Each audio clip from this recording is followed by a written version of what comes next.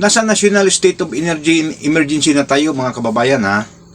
Sa bisa ng Executive Order number 11 na nilagdaan ni Pangulong Marcos noong March 24 ay kasalukuyan ng isinailalim ang bansa natin ngayon sa National Energy Emergency. Magkaiba ito ha sa National State of Emergency ha. Baka malilito yung ibang mga kababayan natin dito sa proclamation na ito. Ang National State of Energy Emergency mga kababayan ay specific ito. Nakatutok lang sa usaping enerhiya ha. Kung saan binibigyan ang executive office, specifically ang Pangulo natin ng higit na kapangyarihan. Ang ibig sabihin, mas mayroong prioridad.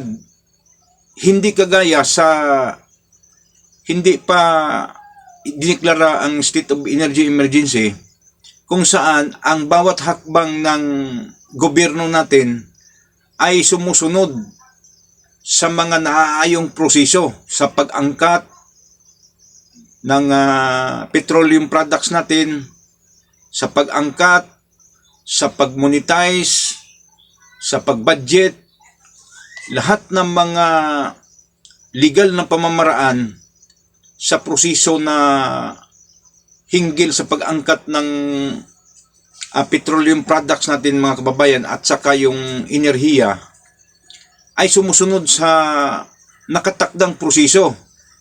So ngayon na nasa state of energy emergency na, nilaktawan ang mga prosesong yun. Mas lalong binigyan ng higit na kapangyarihan ng Pangulo natin para malaktawan ang mga normal na proseso. Yun ang isa sa motibo dito sa deklarasyon ng state of emergency na ito. At pangalawa mga kababayan ay pagkontrol sa mga presyo, pagkontrol sa pag-angkat ng mga petroleum products at saka mga enerhiya na ginamit natin sa ating bansa. Lalabanan at imonitor, mahigpit na ipapatupad ang monitoring sa mga hoarding, bagay yung mga nag-stock ng mga old stock ng mga langis, mga petroleum products, saka pa nila ilalabas ngayon. So yun ang mas binigyang higit na kapangyarihan ang ating gobyerno sa mga ganitong usapin. Yung mga sobrang pagtaas ng presyo ng gasolina, mga langis, kuryente, so ano pang ibang mga ginagamit natin sa araw-araw. So mas lalong pinaigting dito sa proklamasyon na ito. So pinapaigting nila lalo yung pagmonitor ng mga hoarding, mga price control, profit fearing, o yung namantala mga kababayan sa sitwasyon natin ngayon. So yun ang isa sa mas binigyang paigtingin pa ng gobyerno natin ngayon mga kababayan.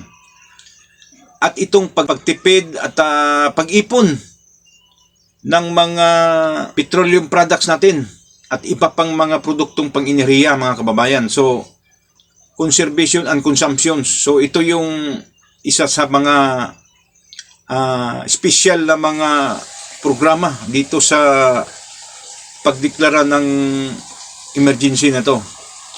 At isa din mga kababayan itong pagpatupad ng mga ayuda. Itong mga tinatawag nating mga fuel subsidy sa mga mas lubos nating mga kababayang naapektuhan dito. Katulad ng mga driver natin, mga operator, at saka yung ibang mga transportasyon na kumukonsumo araw-araw ng gasolina at ano pang mga petroleum products mga kababayan. Hindi lang mga driver, hindi lang mga driver, kahit sa mga agricultural natin, yung mga gumagamit ng mga petroleum products. So may mga programa ang gobyerno ngayon na ipamamigay yung cash assistance, fuel subsidy. So kasama yon sa itong National Energy Emergency, mga kababayan. So huwag kayong malilito ha. Ang uulitin ko, ang National Energy Emergency kakaiba sa National State of Emergency ha, na kagaya noong COVID.